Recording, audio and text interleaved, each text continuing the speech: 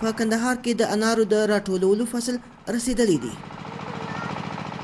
دا باغ د کندهار لویدیځ دور ته په 25 کیلومتري کې د ارغنداب ولسوالۍ په یو څنډه کې پروت دی.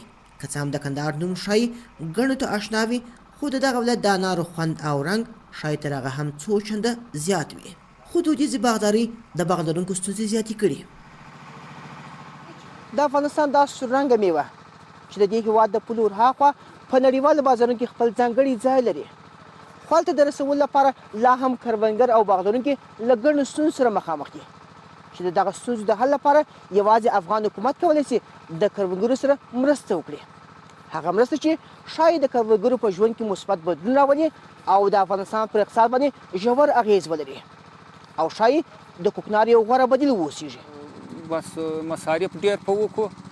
د شوکتا دغه شوکچې د مرض دوا دپه نشته چې دغه شوکتا ګوره د شوکتا چې وکړي هغه دا طریقه سي او چې شوکتا نه وکړي هغه دا طریقه سي، هغه دغسې سي. او دا یوه بله خبره دا ده چې دلته موږ د میوې د ساتونکي ځای نه لرو چې میوه موږ پکښې وساتو. بس په یوه پلا شروع کړو، په یوه پلا ګرده پاخه سي، هغه هلته بازارو کې نه خرڅېږي، ډم سي.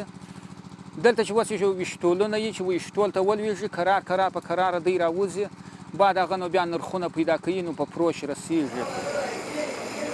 د کندهار د تازه میوې د پلور په دغه لوی مارکیټ کې د انار تر ټولو ښه چاڼ پاکستان ته د لیږد لپاره آماده شوی.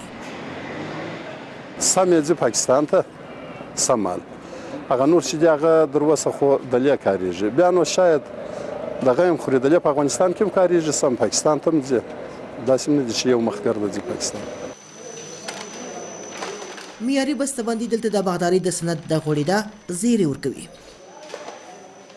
د انګورو د راټولولو فصل پیل شوی. د افغانستان د شمالي ولایتونو انګور له دې ځایه نړیوالو بازارونو ته لاره موندلې. موږ 50 سنټه ډالر موږ پر یو کیلو باندې کرایه ورکول، نو اوس 10 سنټ ورکوو. نو واقعا تاجر لپاره دا یو ښه زمینه د مساعد شوې ده، خو د هندوستان لپاره نو دا ډېر یو ښه اقدام شوی دی او پر ځای اقدام شوی دی او ډېره میوه د انتقال شوې ده.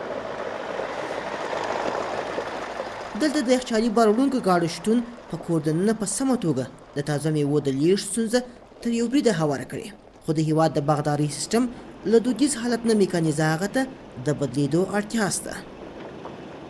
زموږ چون اجرایه قوه هم نه لرو او فني پرسونل هم زموږ نه دی.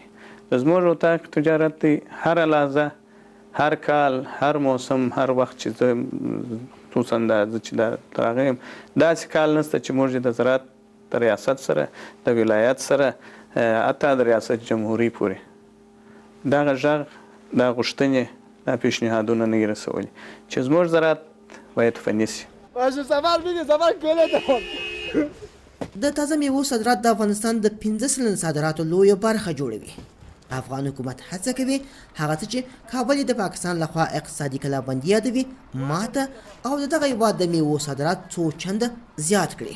خو په دغه هېواد کې د باغدارۍ نامعیاري صنعت افغانستان ته په نړیواله بازارونو کې سیالي ګرانه کړې ده. مامون درانی، BBC کندهار.